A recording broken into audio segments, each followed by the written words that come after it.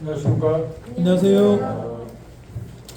오늘 제가 마스크 쓰고 있는데 지난 목요일날 제 조카가 부천에 치과 의사입니다. 그래서 지하철 때문에 부천에 갔는데 부천교회 성도님이 동선교회에 있다가 그쪽으로 청구받은 부부가 있는데 그 부부가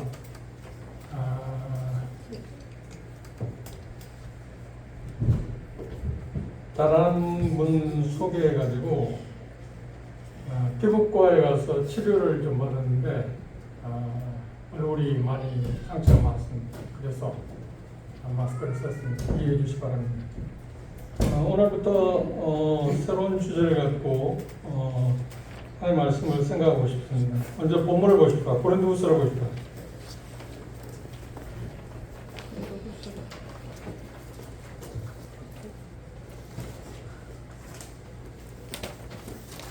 고린도후서 5장입니다.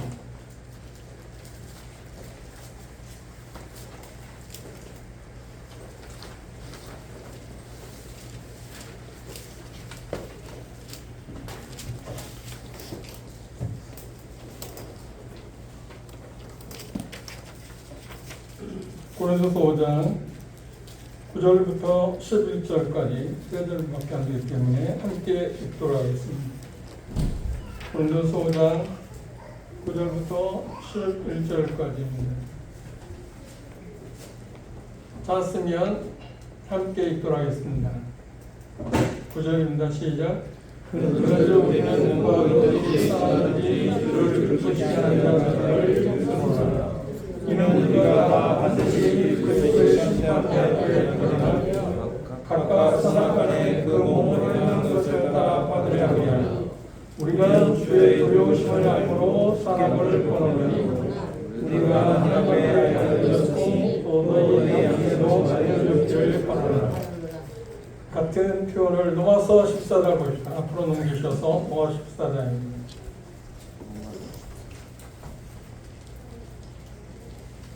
로마서 14장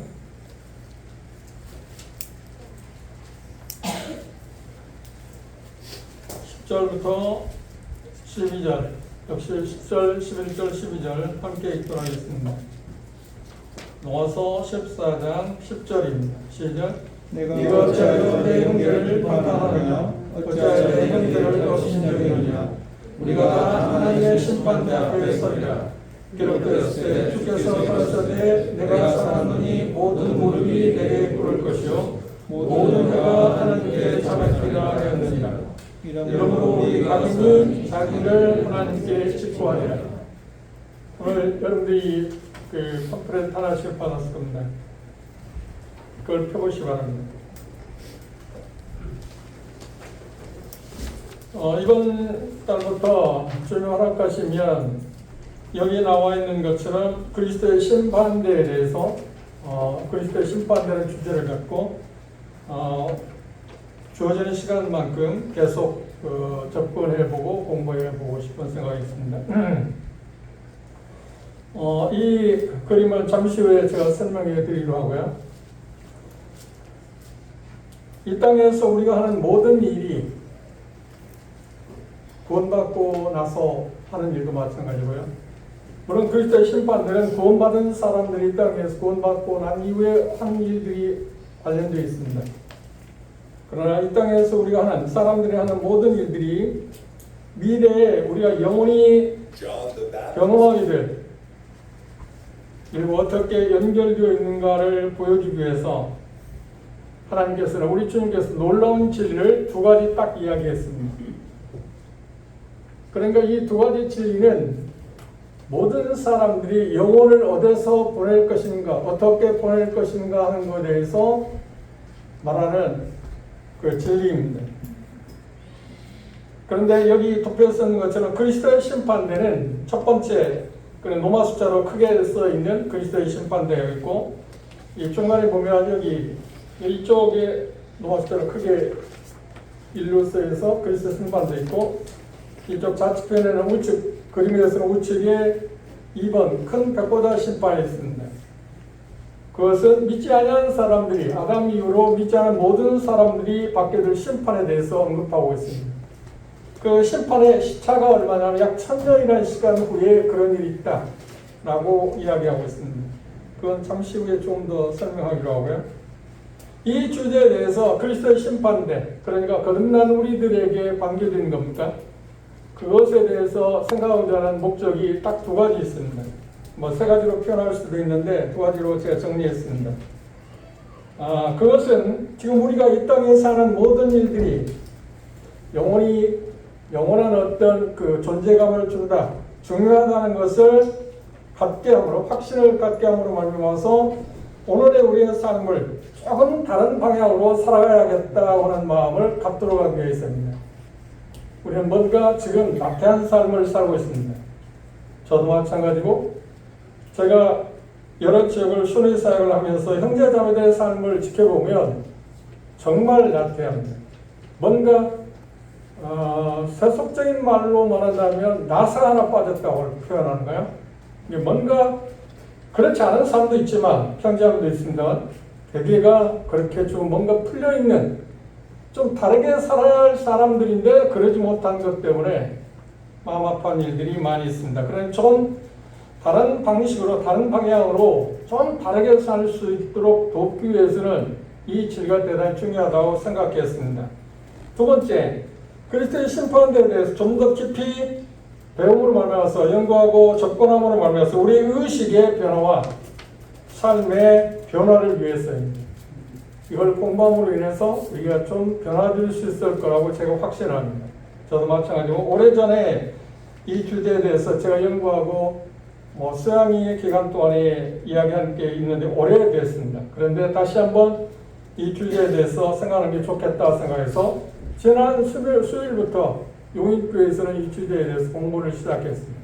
계시록을 지금 공부하고 있는데 19장에서 20장으로 넘어가기 전에 그리스도의 심판대가 있기 때문에 그리스도의 심판에 대해서 생각하고 있습니다. 말씀드린 것처럼, 모두에서 말씀드린 것처럼 주님은 영원한 결과를 가져오는 두 가지 진리에 대해서 언급을 했습니다. 혹시 형제 자매 생활할 때 이 두 가지 진리가 무엇인지 아시겠습니까? 영혼을 결정하는, 영원한 시간과 관계된 두 가지 진리. 그건 예수님께서 우리에게 말씀하셨습니다. 그게 뭐라고 생각하십니까? 첫째, 믿음입니다. 두 번째는 행함입니다. 믿음과 믿지 아니한, 그러니까 믿는다, 믿지 않는다고 하는 것이 불신자와 믿는 자가 영원한 곳에서 어디에서 지낼 것인가 하는 것을 결정합니다. 그래서 이 믿음은 정말 대단히 중요합니다. 왜냐하면 영원한 시간을 어디에서 보낼 것인가가 결정되는 것이 뭐냐면 믿음이기 때문에 그렇습니다.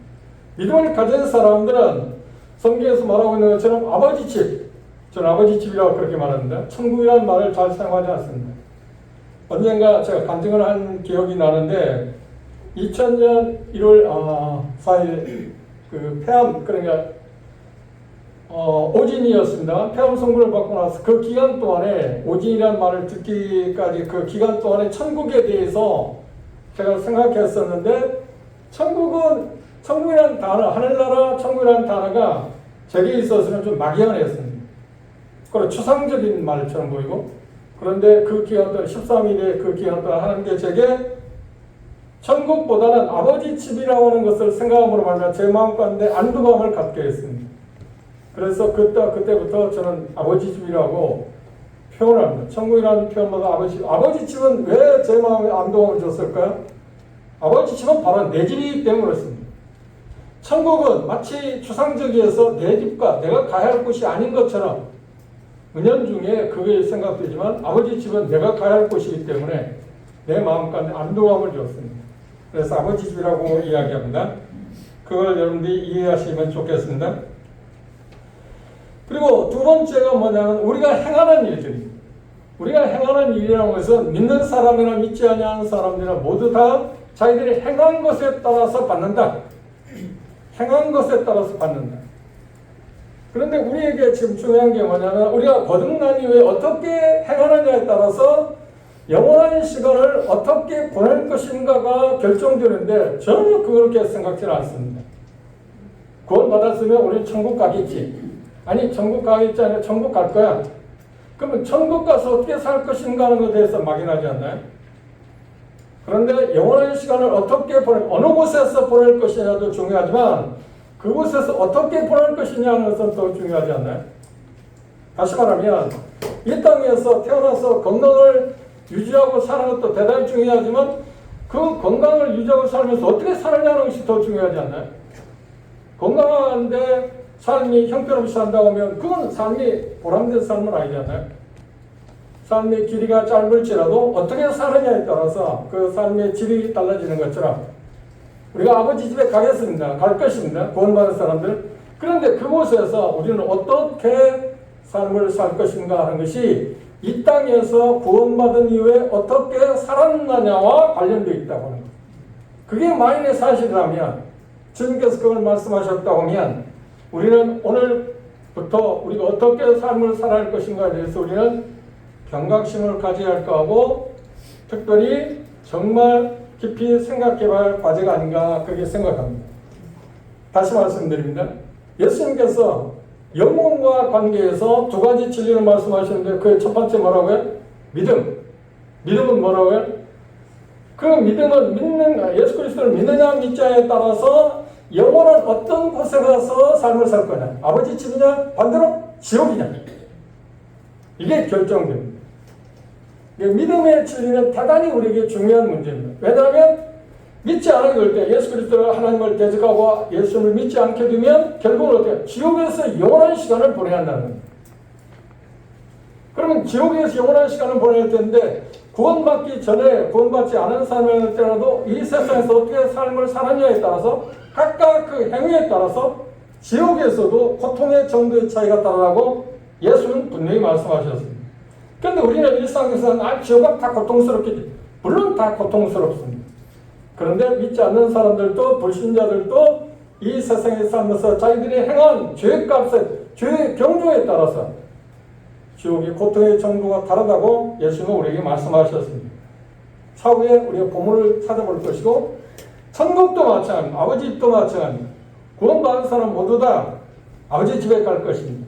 그렇다고 해서 모두 다 똑같은 아버지 집에 살 거냐? 그건 맞습니다. 그런데 어떻게 살 거냐는 것은 구원받은 이후에 어떻게 살았느냐에 따라서 달라진다고 하는 겁니다. 이것이 바로 하나님의 공의입니다. 어떤 사람들은 말하기를 그 차이는 천년 왕국 기간 동안만 차이가 있을 거다. 구원받은 이후에 구원받고 이후에 어떻게 살았냐에 따라서 등급이 좀 다를 건데 그건 천년 왕국에서만 차이가 있지 천년 동안만 차이가 있지 그 이후에는 똑같을 거라 그렇게 말하는 사람도 있습니다. 그런데 성경은 그렇게 말하고 있지는 않습니다. 그건 차후에 우리가 하나씩 하나씩 성경 본문을 찾아가면서 생각해 보도록 하겠습니다. 죽음 이후의 세상에 대해서 미래에 대해서 예수님보다 더 확실하게 말씀한 분이 있나요? 아무도 없습니다. 예수님만이 죽음 이후에 미래에 대해서 다른 세계가 있다고 하는 충격적인 말씀을 예수님이 하셨습니다. 그건 딱 두 가지입니다. 하나는 아버지 집이냐, 하나는 멸망 지옥이냐, 둘째 사망 지옥이냐고 하는 것을 그분이 말씀하셨습니다. 두 가지 그 진리 가운데 믿음이 첫 번째라고 했습니다. 그 믿음은 영원한 세계에 들어가고, 그렇죠. 영원한 세계에 들어가기 위해서 문을 여는 그런 과정 가운데 필요한 필수적인 항목이 바로 믿음입니다. 믿음을 갖게 된다고 하면, 그러니까 우리가 자신생활은 구원받는다, 거듭난다, 용서를 얻는다 하는 그런 뜻입니다. 믿음을 갖게 된다면 우리는 하나님께서 마련한 아버지 집에서 영원히 살 것입니다. 그러나 믿지 않는 사람들은 하나님을 떠나서 주님께서 우리 말씀하신 것처럼 나를 떠난 마귀와 그 종들, 그를 예비한 자들을 위해서 준비된 영원한 불에 들어가라고 마태복음 25장에 말씀하고 있는 것처럼 지옥의 멸망 가운데 영원히 살게 될 것입니다. 그렇다면 이 시간에 우리 마음 가운데 먼저 생각해요. 나는 아버지 집에 갈 사람입니까? 여러분들이 확실히 마음 가운데 고린도후서 13장에 말하는 대로 확실히 자기 자신을 살펴보라. 나는 정말 거듭난 사람일까요? 나는 정말 아버지 집에 갈 사람인가요? 그건 나 자신이야. 다른 형제 자매들에게 그것들을 좀 속일 수 있을지는 모릅니다. 이런 비극은 없어야 한다면 한번 생각해 보시죠. 예수님의 생애에서 12제자가 있었습니다. 그런데 12제자 가운데 가룟 유다가 예수님을 배반할 거라고 누가 알았나요? 제자들도 다른 제자들 전혀 몰랐습니다. 심지어 마지막 만찬 예식을 할 준비하고 있을 때도 예수님께서는 벌써 아셨지만 제자들은 다른 제자들은 어땠나요? 그가 마귀에 팔려있는 사람이라서 전혀 몰랐습니다. 그래서 어떤 사람은 그런 메시지를 전하는 사람도 있습니다. 천국문에 입맞추고 지옥 간 사람. 예수 그리스도가 겟세마네 동산에서 입맞췄잖아요. 누가? 바로 유다가. 그렇게 가까이 있었다는 말입니다. 그런데 그거 어떻게 했나요? 그럼 멸망받았습니다. 멸망의 자식이라고 말했습니다. 여러분의 마음 가운데 생각해봐요. 나는 정말 아버지 집에 갈 사람인가? 아니면 아직도 내가 거듭나지 못했기 때문에 확실한 믿음을 갖고 있지 않기 때문에 멸망받을 사람, 지옥에 가야 할 사람인가를 생각해요. 그러나 중요한 것은 오늘까지 아버지 집에 갈 수 있는 길을 허락하고 있습니다. 그래서 늦지 않았습니다. 속일 수도 없는 거고 가시적으로 꾸밀 필요는 없습니다. 아니면 아니라고 말하십시오. 하나님 앞에서. 그러면 내가 정말 구원받게 해달라고. 이건 정말 우리에게 중요한 문제입니다. 저는 종종 그런 슬픈 일이 없어 하겠지만 제가 접하면서 여러 지역교회 형제 자매들을 접하면서 계속 방문하니까 한 주마다 제가 하잖아요. 남사의 넷째 주 오는 것처럼 제가 수련할 때 여러 지역을 똑같은 주에 방문한 교회들이 있습니다. 그런데 그 지역교회들에 가면 어떤 형제 자매들의 모습은 내가 개인적으로 오랫동안 매주 만나는 건 아니기 때문에 그런데 이렇게 살펴보면 저분이 정말 거듭난 분일까? 왜? 그 삶이 변화가 없습니다. 왜냐하면 그 삶의 변화라는 것은 단순간에 지금 이야기하는 게 아닙니다. 저는 30년 동안 계속 그 모임을 방문한 교회도 있습니다. 20년 동안 계속 방문한 교회도 있습니다. 그런데 20년이나 30년 변화가 없어요. 그건 좀 문제 있지 않나요? 그러면 하나님 앞에 저는 그렇게 기도합니다. 저분이 형제와 자매라고 그렇게 고백하고 침례도 받고 교회에 참석하기도 하고 참석하지 않을 때도 여러 가지 반응이 나타납니다. 삶이 있습니다. 근데 정말 거듭나지 못했으면 하나님 앞에서 그분이 거듭나지 않은 것을 고백하고 정말 구원받게 해달라고.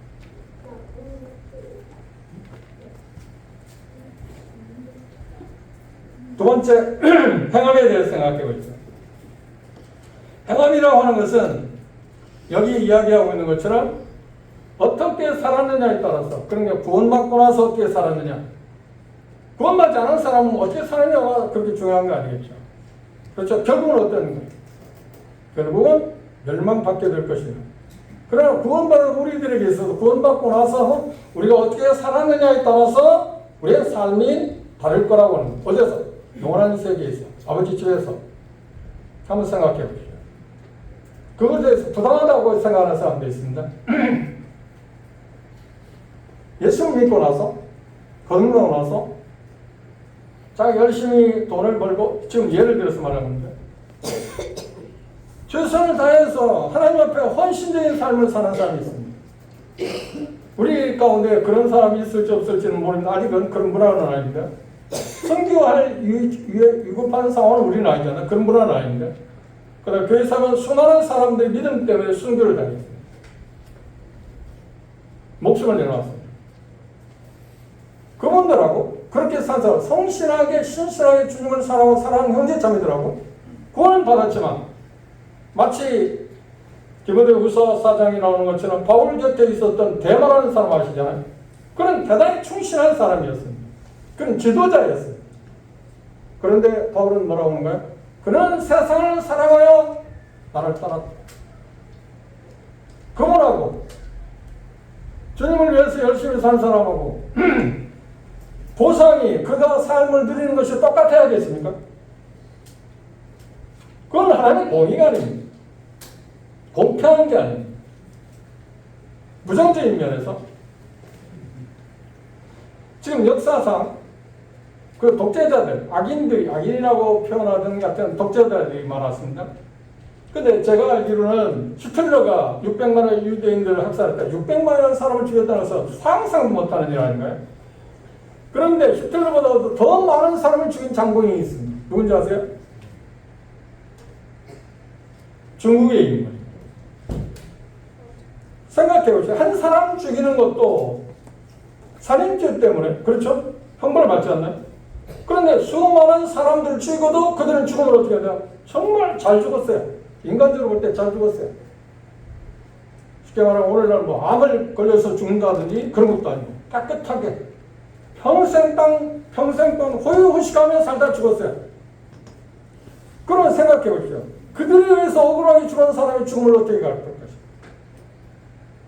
그것 때문에 어떤 사람 말하기를 확실히 미래가 있어야 한다. 그렇지 않나요? 미래는 반드시 있어야 한다는 거. 믿지 않는 사람들 마음 가운데도 양심 있는 사람, 그거 너무 억울하지 않나요? 오늘날 삶을 보십시오. 그냥 일반적인 사람 같으면 재판석에서 검사나 그 재판장에서 나오라고 하면 우리는 뭐라고, 표현하고, 뭐 때문에 못 나간다, 건강 때문에 못 나간다 할 사람 있나요? 아무도 없어요. 그런데 재력 있는 사람, 돈 많은 사람, 권세 있는 사람 같은 거 이평리에 집행가 나가지 않나요? 그리고 범죄하고 몇 년 형을 받았습니다. 그런데 어떻게 됐든 대통령 특사로 나왔어. 그리고 땅 끊을 사람. 얼마나 불행하냐. 이 세상 부조리는 그렇습니다. 그런데 하나님 앞에서는 그게 통하는 게 아닙니다. 세상에서는 그게 가능할지 모릅니다. 그래서 우리는 이 세상에 돌아가는 그 판도를 볼 때도 하나님의 말씀을 생각하면서 하나님은 반드시 그거에 대해서 보호하신다, 심판하신다 하는 것을 생각하면 우리는 위안을 받고 견뎌낼 수 있습니다. 계시록의 혼란 기간 동안에 수많은 사람들이 복음을 믿었다는, 물론 은혜의 복음은 아닙니다. 혼란 기간 동안에 천국 복음을 믿고 14만 4천 명에서 천국 복음을 듣고 구원받은 수많은 사람들이, 이방인들도 유대인들도 순교를 당합니다. 그때 하나님을 향해서 7장이나 14장에 보면 그렇게 요구합니다. 하나님, 우리가 억울하게 죽었는데 쉽게 말하면 보복해 원한을 갚아주십시오. 근데 주님 뭐라고 말씀하시는지 아십니까? 초기에는 잠시 기다리라. 후기에 또 너희들과 똑같이 그런 순교당하는 사람이 있을 거다. 그리고 때가 되면 어떻게 할 거라고요? 내가 반드시 원한을 갚아준다. 반드시 원한을 갚아준다. 그리고 18장 끝에 보면 그 부분을 하나님께서 처리하시는 과정이 있습니다. 그리고 예수님이 오십니다. 지상재림을 하시는 걸로 나와 있습니다. 물론 그 모든 것의 배경은 사단이 쥐고 있습니다. 그런데 사단은 그때 지옥까지는 않습니다. 적그리스도와 거짓 예언자는 산채로 잡혀서 불못에서 이루어지만 약 1000년의 시간 지난 후에 무정에 갇혀있던 사단이 풀려나고 그리고 잠시 후에 또다시 반역을 꾀하는 것에 기회를 주고 마지막에 적그리스도는 하나님을 많은 사람들의 영혼을 도둑질한 창세기 11장에 보면 니무를 칠한 사람이 있습니다. 이게 대단한 특별한 사람입니다. 그런데 그에 대해서는 뭐라고 하냐면 세상의 영걸이다. 특이한 사냥꾼이다. 그 특이한 사냥꾼은 뭔지 아십니까? 호랑이를 잘 잡는다, 고래를 잘 잡는다, 아니면 공을 잘 잡는다는 그런 특별한 그 사냥 수술을 갖고 있다는 말입니다. 아니요, 그 말이 아닙니다. 수많은 영혼들을 하나님을 섬기는 데 떠나게 하는 사람의 특별한 역할을 하는 사람이 누구냐면 바로 니무롯입니다. 영혼의 사냥꾼. 그런데 마지막 때에는 누가 그 일을 하는 거예요? 대를 이어서 적그리스도. 계시록 13장에 나온 것처럼 거짓 예언자가 사단의 힘을 빌려서 수많은 사람들을 하나님을 떠나게 하고 자기들의 왕국이 계속해서 존재할 것처럼 가장하고 그것에 대해서 호응을 얻기 위해서 660년의 표를 받게 하고 그렇지 않는 사람 같으면 수없는 사람이 죽음을 당합니다. 억울하게 죽음을 당하지 않나요? 다만 예수 그리스도의 복을 믿었다고 하는 것 때문에 왜 죽음을 당해요? 그런데 그 죽음을 당한 사람들이 얼마나 억울하니? 그들이 호의호식하고 출세하고 당당하게 삶을 사는 그것이 끝이어야 하는 거예요? 그럼 죽음은 끝이라 하면 얼마나 억울한 일입니까? 그래서 하나님 말씀, 아니야. 끝이 아니야. 오늘 이 시간에 해주는 데 의해서 죽은 후에 뭐가 있다고? 반드시 심판이 있다. 그건 당연한 것입니다. 그래야만 합니다. 사람이 그래야 한다고 하든 그렇지 않아야 한다. 부정하든 긍정하든 상관없이 예수 뭐라고 말씀하셨나? 부정한 사람이 한 번 죽는 것은 정하신 거지만 그 후에 뭐가 있다고요? 심판이 있다. 이건 변할 수 있는 게 이게 사실이라고 하면 우리가 할 수 있는 게 뭔가요? 믿음을 통해서 그걸 피하는 것입니다.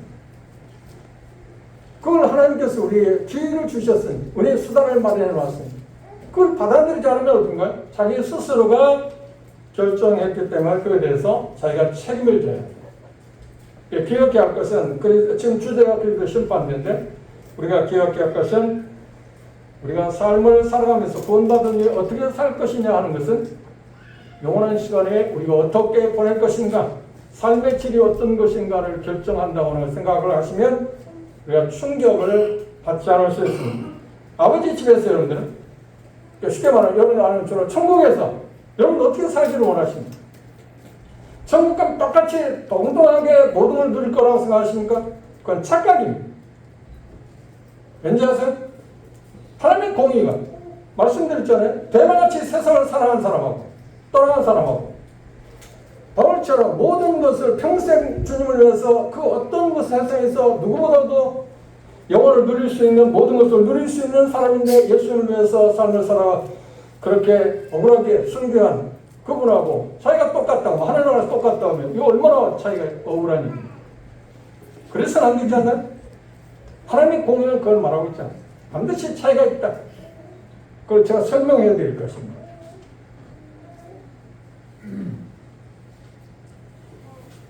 우리가 행하는 것은 구원받으면 어떻게 행하는 것은 영원한 시간을 아버지 집에서 어떻게 보낼 것인가가 결정됩니다. 이게 사실이라고 하면 우리는 오늘부터 살아가는 우리의 삶에 대해서 우리는 경각심을 가질 수밖에 없습니다.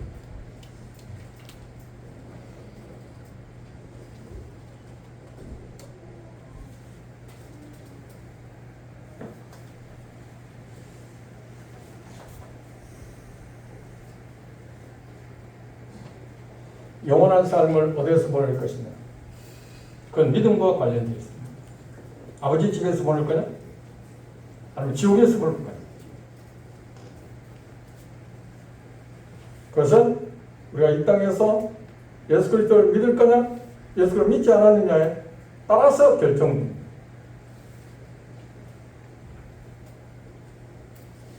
그 다음 우리의 구원받은 이후에 구원받지 않은 사람도 마찬가지입니다.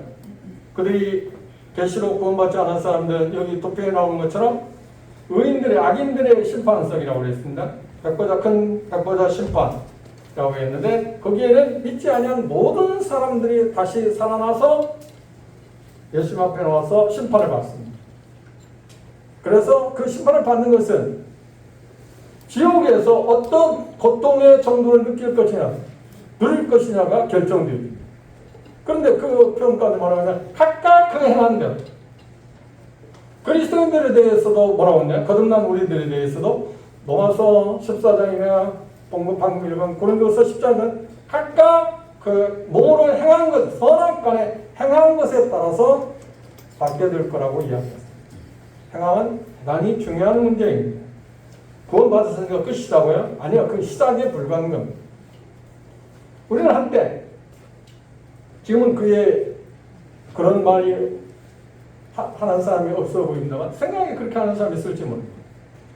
할 때 제가 어느 지역교회에 가면 그때 꽤 오래전입니다. 형제자매들이 구원받았다는데 몸생활을 제대로 하지 않습니다. 그런데 그 형제자매들이 말을 들어보면 뭐라고 하냐 나는 한 번 구원받았으니까 천국 갈 거야. 그거 누가 보장? 그걸 누가 보장하느냐고요. 자기가 구원받았으면 나는 어떻게 살아야든 간에 천국 갈 거라고 누가 보장하느냐고. 하나님은 그렇게 말씀하신 일 있나요? 구원받고 어떻게 살든 너는 아버지 집에 갈 거야. 내가 천국에 데릴 거라고 말씀한 일 있나요? 한 번도 그렇게 말씀한 일이 없습니다. 정말 거듭났으면 우리가 실패하고 좌절도 맛보고 넘어지기도 하겠죠. 그런데 자만 기자를 이야기한 것처럼 의인은 7번 넘어질 줄 알았는데 다시 일어서는 거다. 그게 특징이지 않나요? 그런데 구원 받았다 하면서 계속 그렇게 살아가는 사람을 그가 구원받았다고 하늘나라를 갈 수 있다고 누가 보장? 하나님은 그렇게 보장한 일이 없습니다. 믿음은 어떤 면에서 현재형입니다. 내가 예수 그리스도를 믿었다고 하면 그것은 우리의 삶에서 드러낼 수밖에 없는 것입니다. 오해하지 마십시오. 연약함과 내 시험을 받을 수도 있습니다. 넘어질 수도 있습니다. 그렇죠? 실족할 수도 있을지도 모릅니다. 그런데 히브리서 6장에 말하는 것처럼 타락이라는 말이 있습니다. 타락이라고 하는 말은 그 본문에서 말하고 있는 말은 뭐냐면 목표를 향해서 나아가는 데서 좀 미끄러졌다는 말이지 우리가 일반적으로 생각하는 그 타락을 말하고 있지 않습니다. 본문에는 그렇게 나와 있습니다. 문맥을 자세히 보지 못하면 그렇게 생각하고 싶습니다. 그런 의미는 그래서 우리는 어떻게 침륜에 빠질 자 아니라고 말했잖아요. 거듭난 사람들 반드시 회복된다 라고 하는 것을 우리는 생각할 수 있습니다. 그러면 한번 생각해 보십시오. 지금 이야기하는 것에 두 가지 진리에 대해서 있는데 믿음과 행함에 대해서 있습니다. 근데 그리스도인이나 불신자나 모두 다 뭐라고 했어요? 어디에 쓴다고요? 공통점이 있습니다. 뭐라고? 심판대한테 쓴다. 그리스도의 심판대 쓴다. 심판대란 말 썼습니다. 그리스도인들은 그리스도의 심판대 앞에 서고 믿지 않는 사람 불신자를 어디에 쓴다고요? 여기 큰 백보자 심판이라고 이야기했습니다. 저는 오랫동안 그러니까 초등학교 그 당시 국민학교죠. 지금 초등학교 4학년 때 그 교회 생활을 했는데 19세 그러니까 20세 되기 직전에 거듭났습니다. 그때 장로교 생활을 했는데 그때 제가 계속해서 배운 게 어떤 거냐면 계시록 20장 백보자 심판에 대해서 배운 게 어떤 거냐면 그것 때문에 제가 혼란이 많았습니다. 백보자 심판은 누가 지옥 갈 거냐 누가 천국 갈 거냐를 결정하는 심판대다. 그러니까 그게 오지 않았는데 내가 구원받았다고 말하는 것은 어때요? 이단이지 않나요? 나는 천국 갈 수 있다고 말하면 이단이지 않나요? 왜냐하면 그건 아직 오지 않았는데 지금도 오지 않았습니다. 그런데 계시록 20장에 백보자 심판은 어떤 건가요? 천년 후에 있을 그러니까 천년왕국 있은 다음에 후에 있을 일들인데 이미 교회는 휴거된 거고 이렇게 엉뚱하게 하나님의 말씀을 문자적으로 해석하지 안 하는 데서 그런 문제가 왔습니다. 그런데 여기 표현하고 있는 것처럼 도표에서 본 것처럼 믿는 사람들 모두 다 여기 로마 숫자로 큰 숫자에 그리스도의 심판됐습니다. 믿는 사람은 모두 다. 이 심판에 쓰는 이유는 뭔가요? 거듭남이 어떻게 살았느냐에 대해서 평가받는 겁니다. 그렇죠? 그럼 거듭나지 않은 사람들이 두 번째 로마 숫자로 크게 말하면 큰 백보자 심판을 구원받지 않은 모든 사람들이 자기 행한 것에 따라서 죄의 경륜에 따라서 심판을 받고 있습니다. 그런데 여기서 주목할 게 있습니다. 이 심판대라는 말이 의미를 기억하십니다. 그런데 우리는 그 구분 없이 심판이라는 말을 쉽게 씁니다만 엄밀히 따진다면 심판대라는 말이에요. 그리스도의 심판대라는 말은 고린도후서 5장에 그리스도의 심판대로 쓴다고 하나님의 심판대로 표현하는데 심판대라고 하는 말은 정확히 보면 원문에 말하는 말은 뭐냐면 시상대, 보상받는 자리, 불이익을 받는 게 아니라 그게 벌받는 것이 아니라 그러나 믿지 않는 사람에 관한 백보자 심판을 하는 건가요? 거기는 벌받는 것입니다. 거듭난 사람들이 우리가 다른 사람 오해하는 경우가 있습니다. 우리는 심판받을 사람인가요? 우리는 심판받지 않습니다. 어떤 일에서 심판을 받죠? 왜요? 예수 그리스도께서 이미 십자가에서 우리 대신 심판을 받아줬기 때문에. 그렇다고 하면 거듭난 사람들이 죄를 지었을 때 나도 죄를 지은 일이 있고 여러분도 죄를 지은 일이 있어요. 죄를 지을 때 우리는 하나님의 심판을 받는가요? 징계를 받는가요? 그건 심판이 아니라 징계입니다. 그 차이를 우리가 잘 모르고 있습니다. 우리는 심판대는 절대 쓰지 않습니다. 징계를 받습니다. 왜 거듭나님이 우리가 잘못하면 하나님의 징계하시는 거예요? 하나님이 공이기 때문입니다. 고린도전서는 뭐라고 표현하는 거예요? 왜 우리가 하나님께서 죄를 지을 때 심판하는가? 이 세상 사람과 같이 정죄함을 면하기 위해서 하는 표현을 했습니다. 그러니까 그리스도인들에게는 심판이라는 말보다는 징계라고 써야 하고 구원받지 않은 사람은 어떻게 됐든 간에 심판입니다. 그런데 그리스도 심판대로 표현하는 거는 뭐야? 번역상의 문제입니다. 그 말인 시상대, 시상식이라고 기억하시면 됩니다. 보상.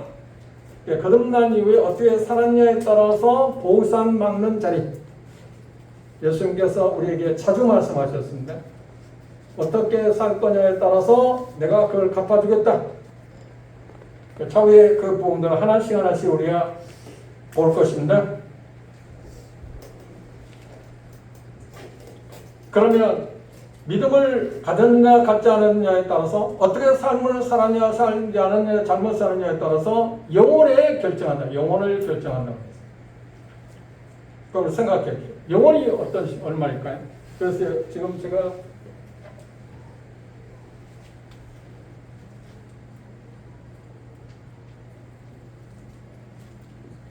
이 바위산입니다. 저는 수요일날 이걸 주제를 공부하면서 여기에 형제자매들에게 세상에서 가장 큰 바위가 어떤 바위인지 아세요? 세상에서 가장 큰 바위. 그러니까 어떤 젊은 형제들은 바로 핸드폰 갖고 인터넷 찾아보더라고요. 한번 찾아보세요. 세상에서 가장 큰 바위가 뭘까요? 두 가지로 나왔어요. 하나는 호주에 있는, 그렇죠? 지구의 배꼽이라고 일컬어지고 있는 그거라고 하는 그 등치에 있어서 그렇습니다. 그런데 높이에 있어서 가장 큰 바위는 제가 최근에 그 다큐멘터리를 봤는데 미국 요세미티에 있는 바위입니다. 그 바위의 높이가 약 제가 찾아보니까 942m인가 그렇게 됩니다. 그러니까 이 높이에 의해서 세상에서 가장 규모가 큰 바위는 하나로 되어 있는 암서 안반이 뭐냐면 그 바위라고 나와 있습니다. 그 바위 이름이 엘 캐피탈이라고 나와 있습니다. 그 옆에 거기서 조금 떨어진 곳에 혹시 여러분들이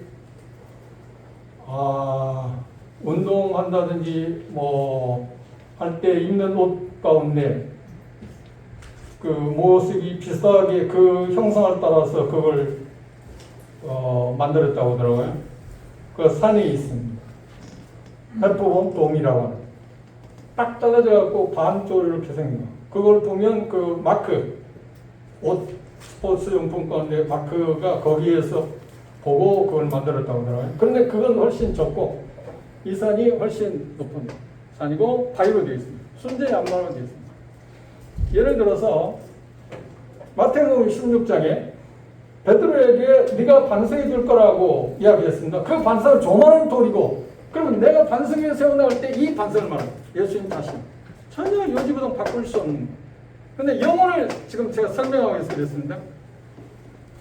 그런데 이 큰 돌로 된 바위가 있는데 새 한 마리가 매일 독수리가 됐든 이 세상에 있는 모든 지구촌에 있는 새가 아니라 새 한 마리가 매일 부리로 주둥이로 이걸 한 번씩 긁고 지나갑니다. 뭐 하기 위해서? 이 돌을 바로 없애기 위해서. 그럼 얼마 걸리면 없어지겠습니까? 그게 영혼이라고 해요. 어떤 분은 그렇게 생각해요. 영혼이라고? 아니요. 영혼의 하루. 그게 영혼의 하루다. 한번 생각해. 내가 그걸 그 책에서 그걸 보고 그때 제가 영혼이 처음 생각할 수 있는 마음에 와 닿았어요. 그래서 제가 설명합니다. 막연히 끝이 없는 시간이다. 그거 하고 이렇게 그분이 설명한 걸 볼 때 정말 긴 시간이구나.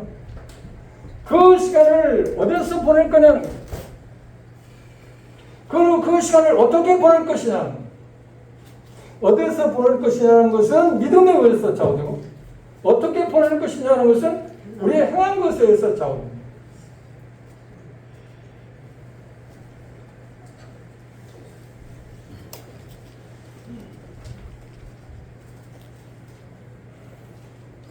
그러면 이 도표를 생각합니다. 이 그리스도의 심판대, 그 다음 백보자 심판대, 이 두 심판대 세 가지 차이점이 있습니다. 분명한 차이가 있습니다. 첫 번째는 뭘까요? 대상이 다릅니다. 두 번째는 뭘까요? 시간이 다릅니다. 세 번째는 뭘까요? 심판은 받을 사람들의 최종 목적지가 다릅니다. 그런데 제가 말씀드린 것처럼 장로교에서는 지금도 그렇게 아마 가르칠지 모르는데 이곳에서 백보자 심판대라 오는 이곳에서 가서 결정되어진다. 그런데 거기 암시하고 있는 건 생명책, 다른 책도 있고 생명책도 있다고 써있기 때문에 더 그랬어요. 한번 보실까요? 계시록 20장 넘어가시죠. 그래서 성경을 통해서 한번 확인해 보는 게 더 필요하다 생각합니다. 계시록 20장 보죠.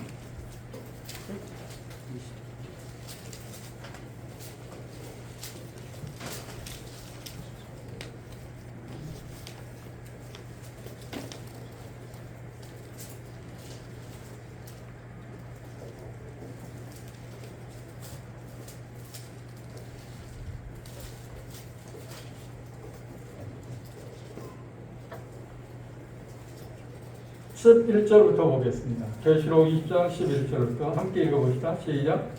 또 내가 크고 흰 보좌와 그 위에 앉으신 자를 보니 땅과 하늘이 그 앞에서 깨어나되었더라. 또 내가 보니 죽은 자들이 무릎 세수하고 그 보좌 앞에 섰는데 책들이 펴있고 또 다른 책이 펴졌으니 곧 생명책이라. 죽은 자들이 자기 행위를 따라 책들에 기록된 대로 심판을 받으니. 근데 생명책이 나왔습니다. 다른 책하고 생명책이 나왔습니다. 근데 생명책을 우리가 알고 있는 것은 뭔가요? 구원받은 사람, 거듭난 사람들, 예수를 믿는 사람들 이름이 기록된 사회가 아닌가요? 근데 그게 있고 또 다른 책이 있다고 그러니까 그들은 생각하기를 어떤 생각을 하냐면 이곳에서 지옥 갈 사람하고 천국 갈 사람을 구분하는 모양이다 그렇게 생각합니다. 근데 그 말을 하는 게 아니에요. 여기 생명체 있다는 말이 뭘 하는가요? 그들 가운데 혹시 나도 예수를 믿은 일이 있는데 무슨 말인가 할 때 생명체 보인다는 거죠. 너 언제 믿었냐?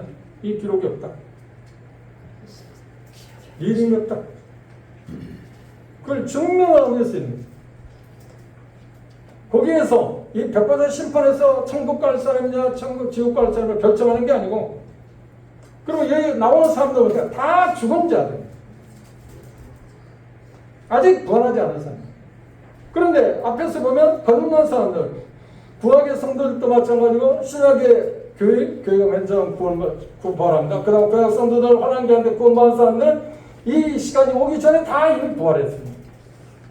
그 다음 믿지 않는 사람 아직 부활하지 않고 그건 죽은 자들이요.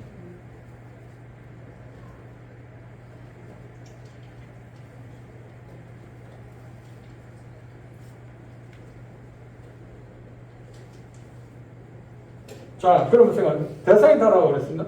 이 그리스도인 심판되는 말대로 어떻게 되는가요? 그리스도인만 나가는 거예요. 그리스도인만 나가는 거예요. 그 다음 여기 백보자 심판은 누구만 가는 거예요? 불신자만 가는 거예요. 아담 이외에 모든 믿지 않은 사람들이 다 살아나서, 아까 다 읽지 않았습니다. 바다에서 죽은 사람들, 산에서 죽은 사람들, 이런저런 방법으로 죽은 사람 모두 다 하나님 앞에 다시 호출돼서 이것을 심판을 받는 거예요. 그러니까 여기 기록된 의인들이라고 했고, 얘는 악인들이라고 표기되어 있습니다. 대상이 다릅니다. 그럼 시간이 다릅니다. 시간차가 얼마나 있나요? 여기 예수 그리스도에서 휴거됨으로 말미암아서, 여기 그림을 보시면 휴거됨으로 말미암아서 바로 하늘에서 공중에서 우리는 심판을 받습니다. 그리스도 심판됐습니다. 그리고 약 1000년 왕국이 지나 1000년이라는 시간이 흐른 후에 믿지 않는 사람들은 심판됐습니다. 시차가 얼마나 있다고요? 1000년이라는 시차가 있습니다.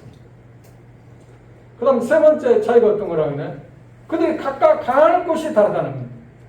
그리스도의 심판대에 서는 사람들은 어디 가는가요? 다 최종 목적지 어딘가요? 그렇습니다. 아버지 집입니다. 그러나 여기 큰 백보자 심판에 나가는 사람 모두 다 하나도 빼둠없이 어디 간다고요? 다 멸망만. 여기 지옥이라고 써있잖아요. 악한 자들이 가야 할 곳을 불못이라고 표현해놨습니다. 이 세 가지 차이가 있습니다. 그런데 장소는 어디인가요? 거듭난 사람들은 어디인가요? 어디에서 그리스도의 심판대에 쓰는가요?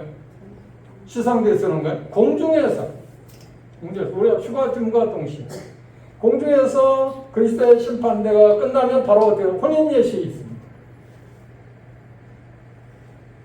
그러나 백보자 심판의 때는 언제인가요? 그건 천년왕국이 끝나고 직후. 모든 것의 결산은 악인들의 최종적인 심판이 내려질 그때 이루어진다고 하는 것을 이야기하고 있습니다. 백보자 심판대는, 그리고 말씀드린 것처럼 행선지가 각각 다르다고 되어 있습니다. 그리스도의 심판대에 서는 사람들은 아버지 집에 가겠지만 백보자 심판에 서는 사람 하나도 빠짐없이 다 지옥의 형벌을 받는다고 지금 이야기하고 있습니다. 그러면 생각해 보세요. 말씀드린 것처럼 그러면 지옥에는 차이가 없다고요? 다 고통받을 거라고요? 아니요. 예수는 그렇게 말씀한 적이 없습니다. 한번 보십시다. 여기 20장에 우리가 아까 계시록 20장 읽었습니다만 각각 그 행한 대로 그랬습니다. 거기도 악인들도 자기 행한 거죠. 쉽게 말하면 사람 1명 죽인 사람, 사람 1000명 죽인 사람, 사람을 600만 명 죽인 사람, 아니면 1000만 명을 죽인 사람, 그럼 각각 그 행한 것에 따라서 지옥에 가서 고통의 정도가 다를 거라고 합니다. 그건 우리는 일반적으로 말하는 거예요. 하나님의 공이라는 거예요. 우리는 저렇게 생각할 때는 지옥 가면 다 고통스러워요. 근데 고통의 정도가 다르다는 거예요. 이게 얼마나 놀라운 얘기입니까? 보십시오. 예수님께서 말씀하신 일이 우리에게 이야기합니다. 마태복음 11장.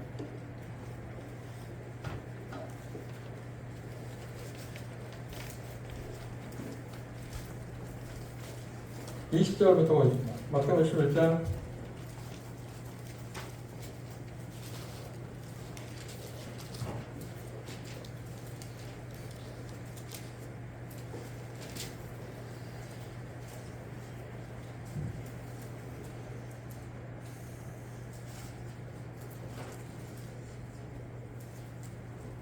11장 20절 한번 읽어볼까요? 시작. 예수께서 권능을 많이 받으신 누구들이 회개하지 아니함으로 그때에 책망하시되 화 있을진저 고라시나 화 있을진저 베세다야 너희에게만 모든 권능을 두로와 시도에 하였다며 저희가 벌써 배옷을 입고 제한 자를 회개하였으리라. 내가 너희에게 이르노니 심판날에 두로와 시도니 너희보다 견디기 쉬우리라. 가버나와 내가 하나님까지 높아지느냐 음배까지 낮아지느냐 내게 생한 모든 권능을 소돔에 생하였다면 그 성이 오늘날까지 있으리라. 내가 너희에게 이르노니 심판날에 소돔 땅이 너희보다 견디기 쉬우리라. 심판의 정도 차이가 있다고 했죠. 있다고 말합니다. 그래서 요한계시록 20장에서도 분명하게 말하냐면 다시 그 자리를 돌아볼까요? 요한계시록 20장 아까 읽지 않았습니다. 백보자 심판에 대해서 그렇게 표현합니다. 요한계시록 20장 다시 보십시오.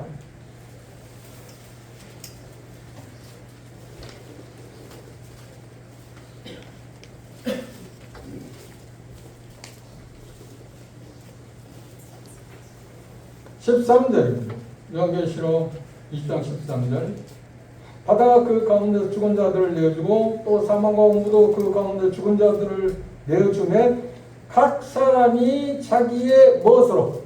행위대로 심판을 받는다. 각 사람이 자기 행위. 구원받은 사람은 각각 자기의 행위대로. 그런데 후서 5장 그랬잖아요. 그 몸으로 선악간에 각각 그 행한 것에 따라 받는다. 믿지 않는 사람도 마찬가지고 구원받은 우리도 마찬가지입니다.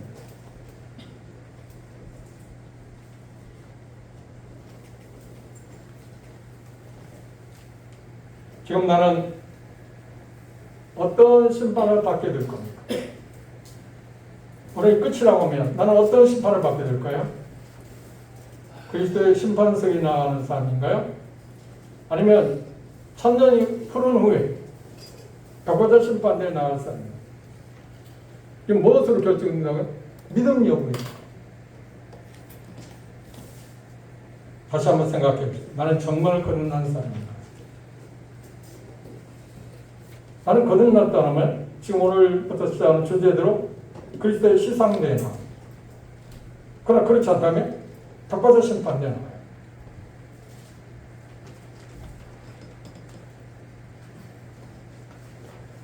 나는 백보자 심판대에 나가지 않을 그런 자격을 얻었나요? 그 말은 뭔 말이냐? 거듭났나요? 정말 거듭났습니까? 이건 계속해서 질문해야 합니다. 다지고 또 다지하는 문제.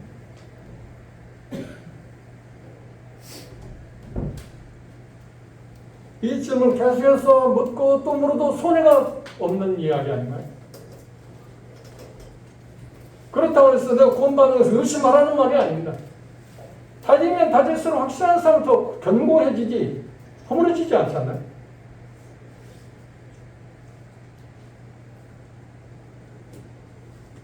결론적으로 마지막 날을 준비하면서 삽시다. 예수님께서 말씀하신 가장 위대한 진리 두 가지 이야기했습니다. 믿음과 뭐요? 행함. 믿음에서 어디로 가서 할 것인가, 영혼이 어디에서 보낼 것인가 결정되어 있습니다. 그리고 행함에 따라서 그곳에 사는 곳에서 어느 곳이든 아버지 집이든 지옥이든 어떤 삶을 살 것인가 결정된다. 묻습니다. 저에게도 자주 묻습니다. 나는 거듭난 사람으로 아버지 집에 가겠지만 아버지 집에서 내가 어떻게 살기를 원하십니까? 나는 아버지 집에서 어떻게 살 겁니까?